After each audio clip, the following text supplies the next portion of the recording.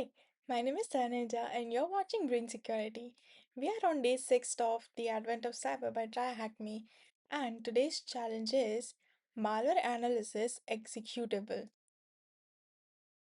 Today we will have different ways of analyzing a malware file and looks exciting, so let's get started.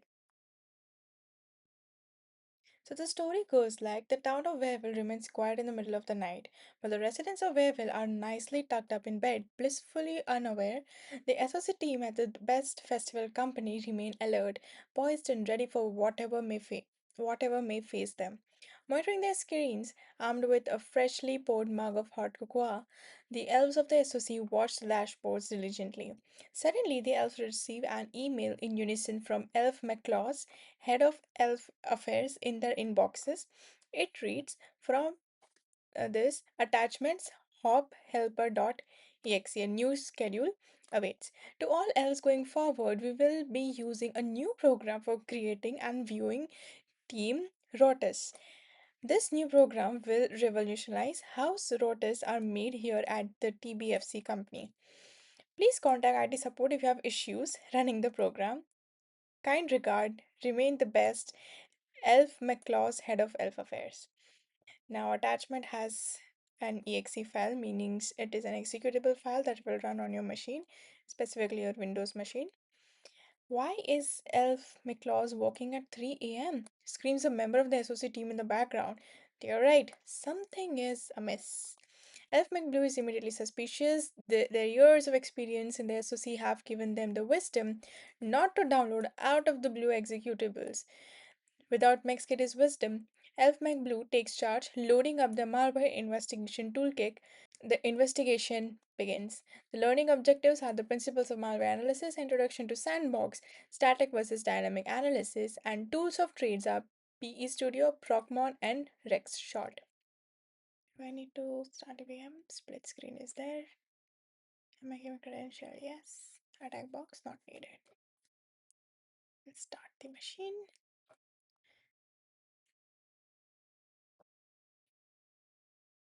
So malware analysis is just basically finding out what a malware could do so that you can find out its possible pathways and block its routes that cause harm. Sandboxes. In cybersecurity, sandboxes are used to execute potentially dangerous code because they provide you virtualization and you can safely execute everything. You can analyze how the malicious code is acting. Virtualization allows you to analyze the malware safely without any risks of infecting your important system or servers or your network, and then you can take active steps to prevent it and how to diffuse it. There are two types. First is static, and the other one is dynamic. The following will demonstrate a sample. You must apply these techniques to the HopHelper.exe file presented to you within the HopHelper folder on the desktop of the practical VM. Here, where is HopHelper? There. First is interactive static analysis. So what do we do in static analysis? We don't run the malware code. We just keep it at a place. We see what it can do, what contents it has. In static analysis, you don't run the malicious code even in the VM. You first try to get some data regarding it, which is um, checksums, strings, imports, and resources. Okay. You can think of checksums as a DNA of the file that is unique to that one file only, and it's very easy to search if that malware has previously been analyzed or identified. This is type of an hash. Like, for example, if you ever discover a malicious file, you can just find its hash value and you can look it up on this platform called Virus Total. Over here, you can upload the file or you can just type its hash and you can see if that particular hash already exists in Virus Total's database, and you can quickly get an idea if the file is malicious without running it ever. Strings, as simple as you can think of it as something easily readable by humans, IP address commands or anything. Then imports, they directly point to some functionalities of the malware. And resources can be key point where you can find the hidden stuff. However, it's important to know that regardless of how a sample may appear or function, we don't truly know until it's executed. This is just the first step of, you know, before you put it into the VM, you can gather these data just by looking at the file. Using the resources, you can just gather these information about the file. Okay, the executable file as yet. Executive summary, launch the PeStudio. Load the executable into PeStudio. Click on the indicators tab in the dropdown. Look for the SSH sound. See, this is the icon. This side over here, right? Resources. This is the exe file.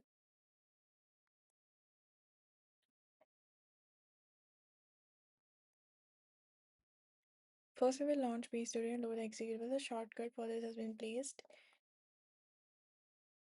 The shortcut has been placed. PeStudio displays some information about the executable for us. Defines a property within a table is of interest. The value is a checksum, which is unique identifier for the executable. We can keep a note of SH256 as threat intelligence. Now proceed to do this on the sample. HopHelper.exe provided to you on the analyst machine to answer question 1. As a reminder, sample would be found in HopHelper for a desktop. This is the hash. Next, we will proceed with reviewing the strings of the executable. You can do this by clicking on the strings indicator on the left pane of the PeStudio. This is the string.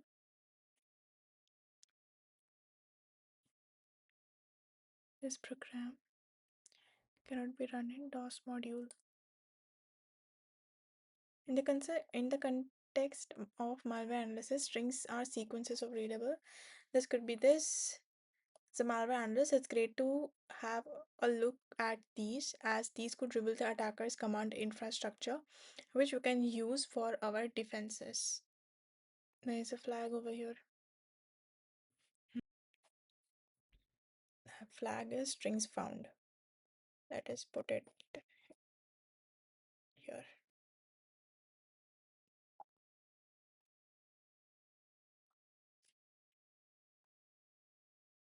Interactive dynamic analysis. This section of the room provides a brief introduction to dynamic analysis. As you recall, we will first use Regshot. Regshot is widely used utility, especially for analyzing. It works by creating two snapshots of the registry. You can think of it as first you take the entire picture, that is a snapshot of your system, and then you run the malware. And then after it is run, you take the snapshot again and then you just compare the snapshots. That is what Regshot is about. Registry shot. Malware aims to establish persistence. What does persistence mean? Malware often tries to keep a footprint in the system such that it keeps running even after system restart. This is called persistence.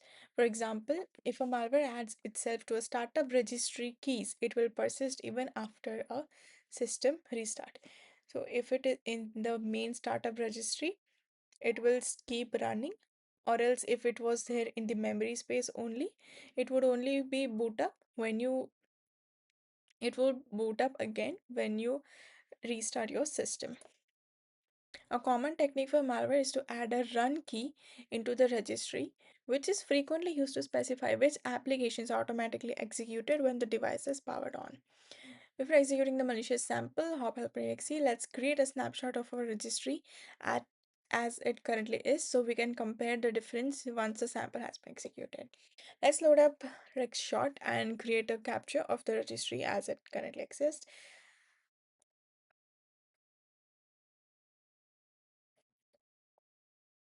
We will gonna take first shot. Change the output directory of the capture to the user's desktop using the box with 3 dots in the output bar. Then once set, let's create a first snapshot. Press first snapshot and then shot on the drop down. Please note that this may take a few minutes to complete. Now that you have taken a snapshot of a registry, you should proceed with executing the HopHelper.exe sample and take another snapshot. He will then compare the difference. For you, this helper executable located in the HopHelper folder on the desktop. Now that you have executed a sample, you might see that some strange things have happened. Once we have executed a sample, let's return to Regshot and capture our second snapshot using the same procedure as above. Click on the second snapshot. Regshot now is capturing this string, now putting the difference in the file. Now, after a few seconds, let's press the compare button that appears. Okay, the first snapshot has been created. Now we can run the malware file. See what happens. Okay, the King Mallard sends his regards. Funny. All that icon took place. This egg icon took its place on all these tools that we had. Okay. Now let us go back here to Regshot. Take the second shot. Then we will compare. We can search for the executable within the log that opens up. We have the file ready. The log files. We have the log ready. We can search for the executable within the log that opens up. Next up, we have ProcMon. We will explore using ProcMon from the sys internal suite to investigate today's sample. Process Monitor is used to monitor and investigate how processes are interacting with the Windows operating system. It is a powerful tool that allows us to see exactly what a process is doing. For example, reading and writing registry keys, searching for files, and creating network connections. Means you get a deeper insight into what processes are happening and how is it interacting with the OS. Open the process monitor. Now execute the sample again and return to the process monitor and see how it interacts. You will see a lot of information here. Do not worry, we will come to on how to filter this shortly. As you can see, there's a lot of information to scroll through here. And the most recent events at the bottom, here we can see how various system processes are interacting with Windows. Nearly all of it we don't care about. Remember, the task content is demonstrating using process monitor for the demonstration sample. You will need to follow along, but doing so for HopHelper. Let's apply some filters. After all, for the demonstration, we only care about this sample. To do so, click on the filter button.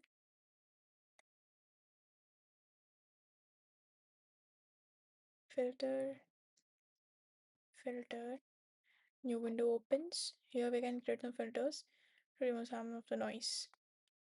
We can apply a filter like so. Apply the process name, set condition to is, put the name in the process we wish to see within the text area, and press the add button to apply this filter, and finally click on OK save. Process name is add. Now it is much easier to investigate how the process is interacting with the OS. Here are some operations that may be interest of us. Rec open key, create file, TCP connect, and TCP receive. Operation contains TCP. Now we will apply one more filter.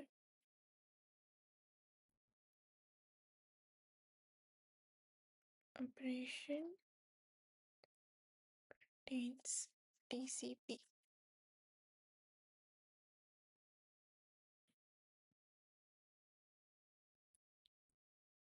Connect, send, receive, disconnect, connect, send, receive, disconnect, since we ran it twice.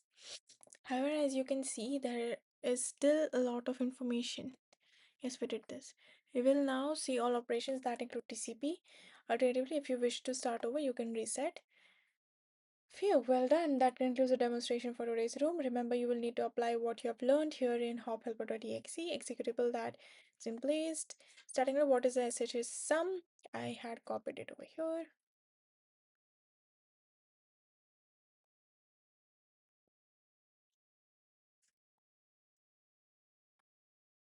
Then dynamic analysis. What registry value has the HopHelper.exe modified for persistence? Provide the full path of the key that has been modified. Investigate the registry comparison file from Regshot. You can search for HopHelper.exe. The executable has installed a registry value within the run register key. So in this file, we need to search for HopHelper first, and we do have this .exe file which is over here. Then find next.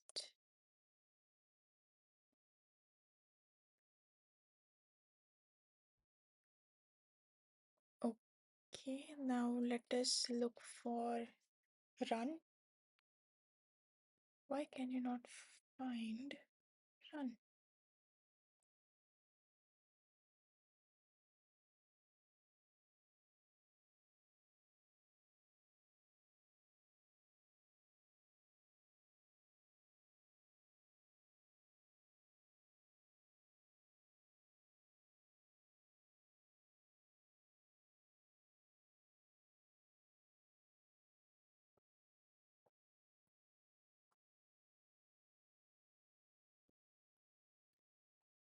Finally, I'm able to get the run key.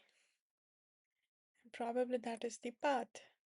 Make sure that you follow the steps properly because I had to do this like 7 to 8 times to get this right.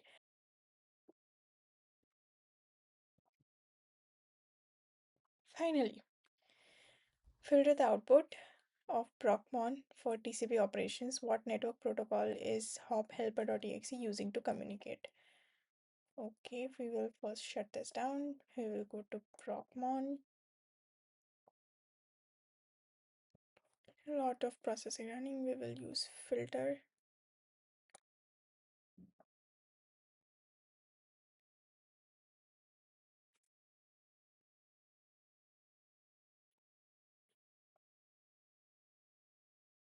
A lot of TCP stuff is there. Result success. Path is this.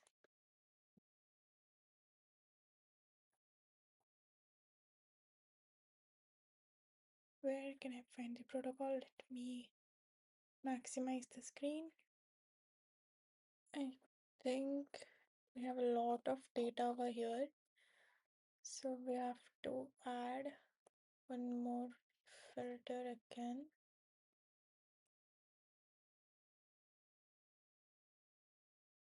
Process name is HopHelper.exe.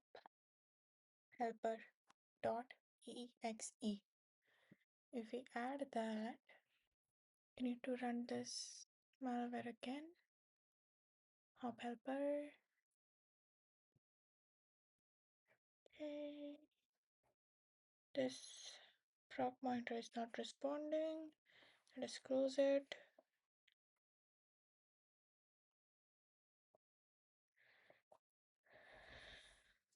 Cancel.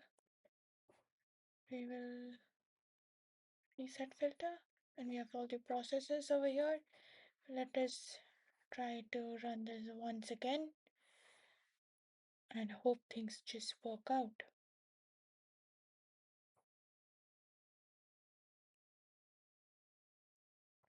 Now let us try to add filter.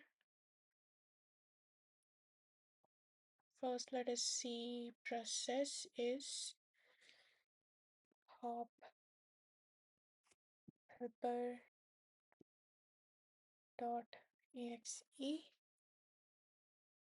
Add, include. There has been a lot of process done by this malware. Again, filter operation contains TCP.